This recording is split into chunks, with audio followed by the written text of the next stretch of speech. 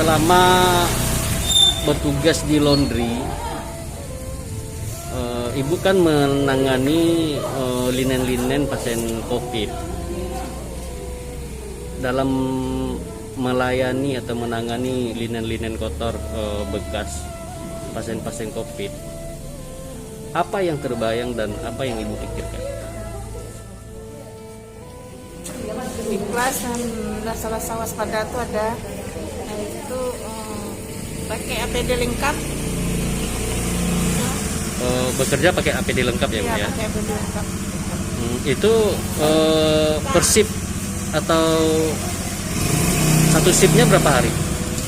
Shift 2 hari masuk, 2 hari libur. Oh, 2 hari libur, 2 hari masuk ya. Selama COVID. Tapi rasa takut itu ada ya? Bagi saya nggak ada lah. Oh, nggak ada ya. Bagi saya nggak. Ibu sudah berapa lama bekerja di Luang Laundry Rumah Sakit Lilin apa? Udah 13 tahun. 13 tahun ya. Pengalaman selama masa COVID ini melayani linen-linen bekas pasien-pasien COVID, bagaimana perasaannya?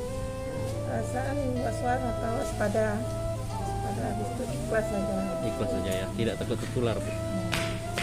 Kalau tertular nggak takut, maksudnya nggak takut tertular itu udah takdir Allah kan. Semangat ya.